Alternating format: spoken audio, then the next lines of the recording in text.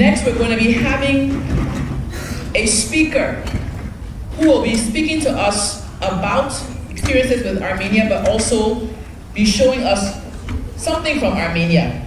We have Anna Hakobyan, Chair of the Board of Trustees of My Step Charitable Foundation, and she's also the spouse of the Prime Minister of Armenia. But as you see with the introduction, I started with what she does, not who she's married to. But please give her a round of applause as she comes to speak to us.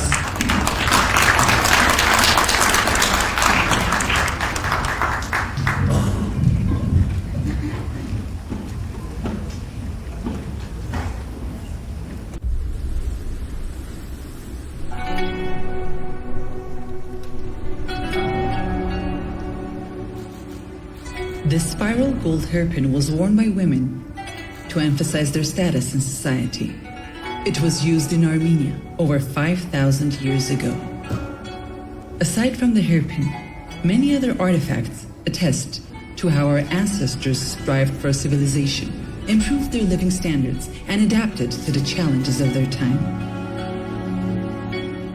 Ancient maps indicate their knowledge of neighboring regions and the efforts to study their languages for communication.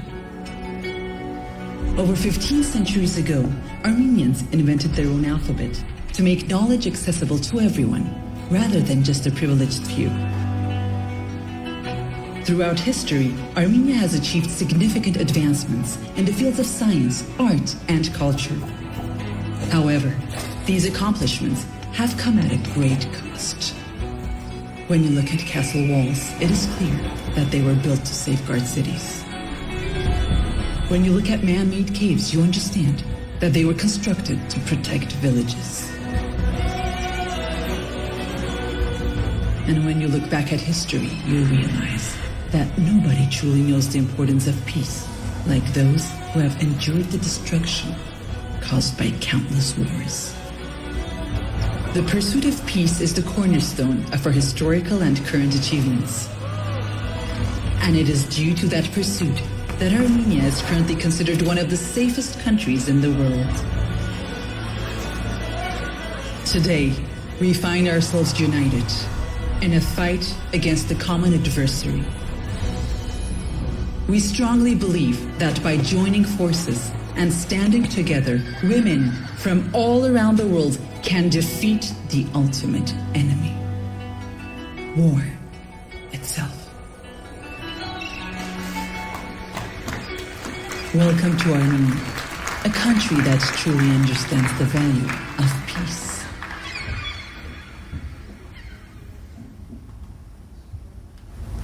Thank you,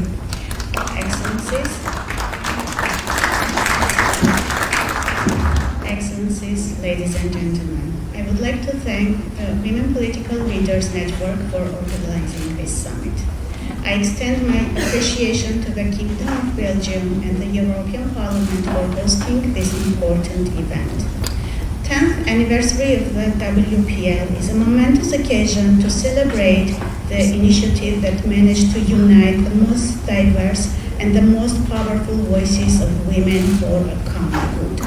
I would like to hail the approach of the WPL that brings leadership, evidence, and common vision together to serve the cause of gender equality and empowerment of women for a better world. This is especially relevant today when rising insecurity, conflicts, and humanitarian emergencies roll back the achievements of the last decades, deepening mistrust within and between countries and societies, risking to create points of no return for future generations. It was the International Children's Day on June the 1st. One of the headlines of the day that attracted my attention was, "I want to be a king, to put an end to the wars." It was a reply of an Armenian boy to the question, what is his biggest wish? Another headline in international media that day was also about the war. It says, 11-year-old child died in Kiev. Maybe the link between those headlines is not that obvious. but I have full confidence that by saying this, the Armenian boy had in his mind protection of all children in Ukraine and elsewhere. I'm fully confident that Ukrainian or any other child would want to protect all children affected by the conflicts, no matter where, in Ukraine, in Russia, in Azerbaijan, in Armenia, or in Nagorno-Karabakh and beyond. The Child Protection Day was created by us, the adults. It's about protection of children from violations and abuses. We, as a global community, created bureaucracies, institutions, programs, and strategies. Yet, there is still an urgent need to get our priorities straight, because at least 485 children died in Ukraine in just 1 year and 4 months. Another 992 were wounded. This is just one crisis area out of many where children's the most fundamental right to life cannot be secured. This is an individual and collective failure. Let's think over it. Maybe there is no need to be a king to break the never-ending chains of war. Maybe women decision makers, community leaders, or activists would shift the vicious pattern of using violence.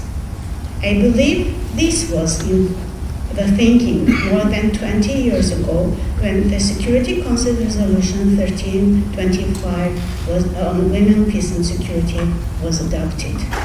Despite the global consensus on strengthening the role of women, we are still underrepresented in any security and peace-related spaces. I think the women in power bear special responsibility to take more decisive steps to change this situation.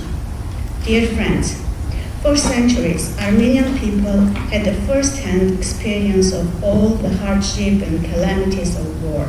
We are still witnessing our borders being attacked and our compatriots in Nagorno-Karabakh enduring inhuman blockade and violations of their most basic human rights.